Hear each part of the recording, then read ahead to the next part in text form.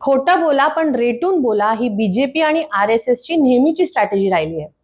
Make in India सोबतच fake in India हे भारतभर आपण त्यांच्या माध्यमातून बघत आहोत. महाराष्ट्रामध्ये गेल्या काही महिन्यांमध्ये आपण त्याचं ज्वलंत उदाहरण बघितलं. परभणीचं झालेला हिंसाचार आणि त्याच्यानंतरचं झालेलं कोम्बिंग ऑपरेशन, त्यामध्ये भीमसैनिक सोमनाथ सूर्यवंशी यांना पोलिसांनी कस्टडीमध्ये घेतलं आणि तिथे मारहाण केली. त्या मारहाणीमध्ये त्यांचा मृत्यू झाला.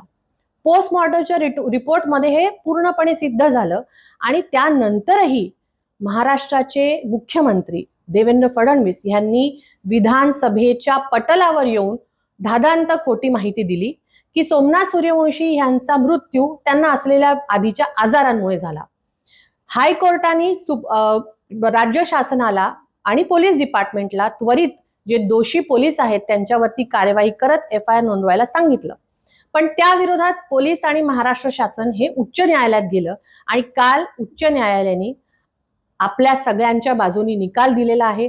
सोमनाथ सूर्यवंशींच्या बाजूनी निकाल दिलेला आहे आणि राज्य शासनाला, पोलीस यंत्रणेला जे दोषी पोलीस आहेत त्यांच्यावरती FIR करून कार्यवाही करण्याचे आदेश दिलेले आहेत. गेले 3-4 महिन्यामध्ये आपण बघत आहोत की ज्या पद्धतीने वंचित बहुजन आघाडीच्या माध्यमातून आणि श्रद्धेय बाळासाहेबांच्या नेतृत्वाखाली हा सगळा लढा उभारला गेला. रस्त्यावरची लढाई तर निश्चित लढलो, त्यानंतर जी लीगल लढाई आहे, जी कोर्टातली लढाई आहे, ती पण आपण बघितली की बाळासाहेब स्वतः तिथे सोमनाथ सूर्यवंशी आणि त्यांच्या आई आणि त्यांच्या सगळ्या कुटुंबियांच्या बाजूनी बाजू मांडत होते आणि काल अखेर आपल्या बाजूनी तो निकाल लागला आणि आता कुठेतरी जाऊन न्यायाची प्रक्रिया सुरू होईल.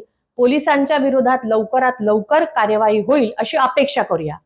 पण ज्या मुख्यमंत्र्यांनी, खोटारड्या मुख्यमंत्र्यांनी विधान भवनाच्या, विधानसभेच्या पटलावरती येऊन खोटं बोलले, धादांत खोटं बोलले आणि एका भीमसैनिकाचा, एका योद्ध्याचा तिथे त्यांनी अपमान केला, ते आता महाराष्ट्राची माफी मागतात की नाही ही बघण्याची खरी वेळ आहे. जय भीम, जय संविधान.